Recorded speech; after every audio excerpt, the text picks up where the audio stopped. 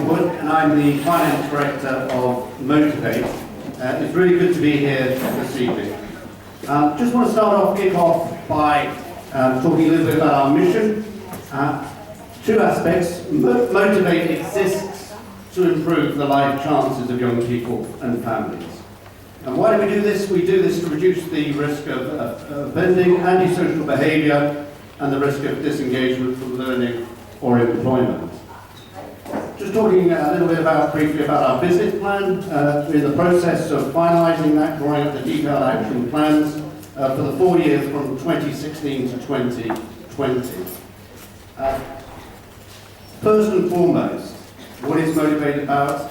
Reflected here in this key strategic objective, and that is that we are child, young person and family focused in all that we do.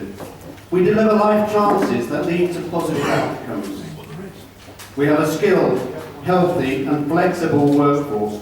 Many of those amazing staff are here tonight. So if you meet them, do speak to them and ask them why they work for Motiv8, and you'll hear, I assure you over and over again, the real lasting passion that they have for changing the lives of young people and families. Obviously, a strategic objective to be sustainable and to be a partner of choice. Turning to how that looks, what does that look like in terms of delivery priorities? We have three main themes expressed as community, education and employment. Just drilling down further into community in each of these areas, what services do we deliver? In the community, principally one-to-one targeted support for young people. And here we're talking about some of the most vulnerable young people in the communities and families. Targeted work through work in hubs, family support, so both targeted and intensive. We've brief interventions. Some of the current ones are Break for Change and TRAP, which is focused on teenager abuse. Thematic delivery, the Prevent agenda, you may well be aware of that in the national arena. We have a music project which does amazing work with, I think, something like over 60 young people who are drawn to this and receive the care that we deliver through that particular project. Various well-being takes place in the hubs and open access delivery as well. Just turning to the maintenance clubs. Some of you may know there's literature on the tables. This was a young person-inspired initiative.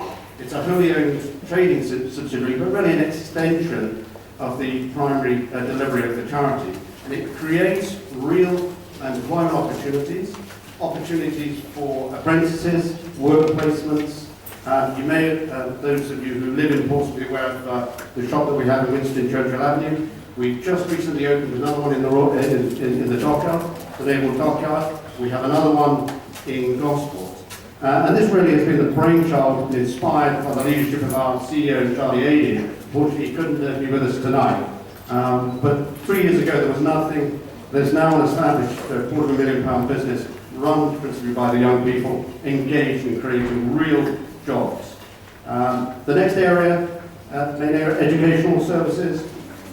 We have steps and key stage 3 and 4 group work. Again, one-to-one targeted support in schools and colleges. Emotional well-being delivered through a listening ear project. I did in previous years some pastoral counselling training, and one of the things that I remember to this day is the truth that good listening actually promotes healing. Are you listening? Good listening actually promotes healing. And I see it from the stories.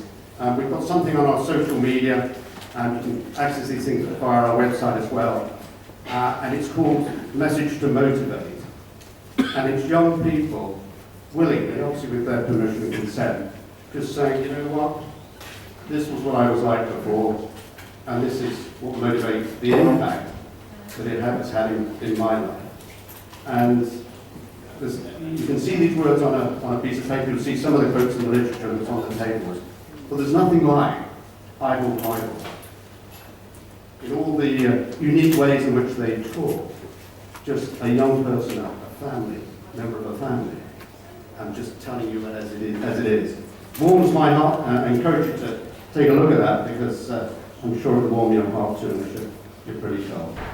There's post-16 provision, a new pilot project we're running at the moment, which is key stage 2 group work.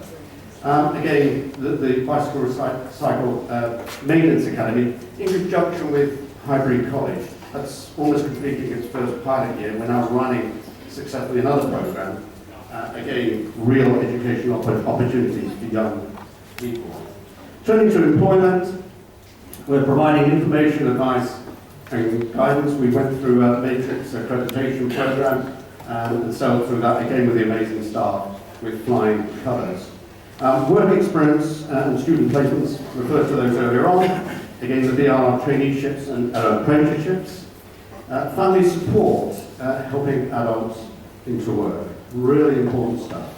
As Finance Director of Motiv8, and now the numbers. And when people ask me how are the numbers looking, I'll often refer them to our, I think it's page 6, it is page 6 of our published accounts for the year ended 31st of March 2016, which, yes, we filed in the first quarter. That's really good. I make that point because those that our friends at Company Accountants certainly appreciate that. Well-run, well-managed organisation. But it tells the story in there. It tells the story about the numbers. And the numbers that I would direct people to are the numbers of young people. 3,500 in our last reporting period. What does 3,500 young people look like? Maybe you know young people who are having a tough time, but maybe got it all wrong. Come from a whole range of different backgrounds, vulnerable with a capital V. But again, back to the amazing staff who actually will take the time to listen and to reach out. Again, the hallmark of serving those that are entrusted into our care. Just a quick snapshot, financial outlook. I refer to the good old page 6. And I just love, one of the things that I just really loved when I first met Natalie, was introduced to Compass Accountants, was the strapline, helping you shape your future, not just accounting for your past. And I thought, you know what? There's synergy here. Synergy, helping you shape your future. I'd like to think any of our amazing staff could say that to the families, to the young people. So good synergy there, and I really like that slogan. You can see over a considerable period from 2005 the ups and downs of income and expenditure. The last 3 years, which is my time at Motiv8, consistent surpluses.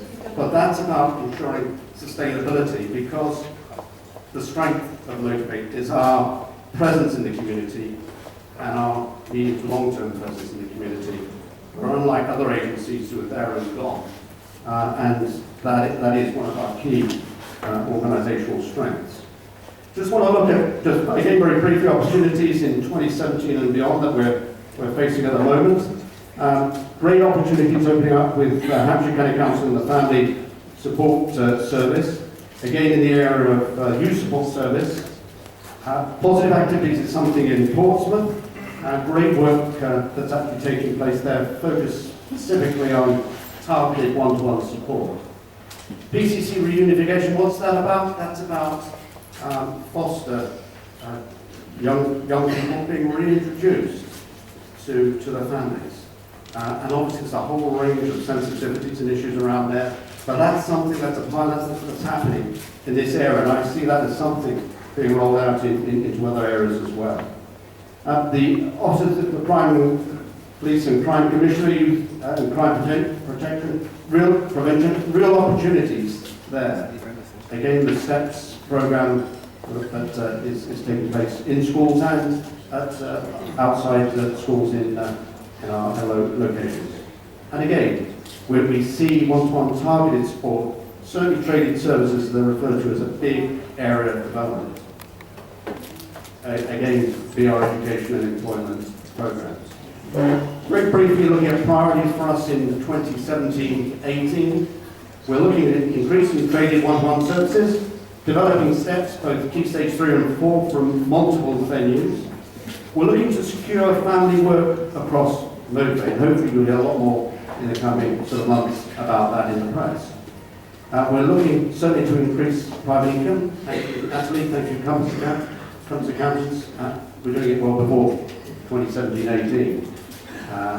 We're identifying Motiv8 venues in Portsmouth and Havant, and certainly as a board, my fellow colleagues on the board see this as major potential capital fundraising to establish presence in areas. We have a property which we've just extended in Gosport, but actually looking in Portsmouth and Havant as well. So if you've got a building you'd like to give to us, just Chris, if you could just come up to me and pass the lease over, I'll gladly and gratefully accept that on behalf of the young people and the families that we serve. Investing in staff training and finally consolidating IT cloud-based systems. A lot of what we do in this room, very much cloud-based. And all of that brought together with a real emphasis on organisational unity, really key in a time of change. There are many changes that are taking place at the moment. I want to just come to the conclusion. Thank you for listening so far. And I just want to draw you to, we had the privilege of a chap by the name of Chris Lube, forget the pronunciation, but he's the former bodyguard of Nelson Mandela. He came to our all-staff meeting on a Tuesday of this week, and many things that he said resonated with me. And he asked Nelson Mandela, how do you make a difference in the world? And Nelson Mandela's reply, quite simply, was, serve others. And I thought, yes, that's what it's about. And as finance director, I am just so encouraged and inspired as I see Motiv8 sharing what I call selfless, unconditional love, expressed in serving young people and families by delivering high-quality care, leading to transformed lives and positive outcomes. And actually seeing it expressed in those testimonies of young people and families. That's great. Again, that's what Motiv8 is all about. I hope you'll partner with us on the journey. And there's only one other thing to finally conclude, and that's and finally, a big, I'm getting much bigger in the font, but a big thank you to Compass Accountants, and especially to Natalie Farley for the amazing work of pulling this all together. And I want to ask you to put your hands together.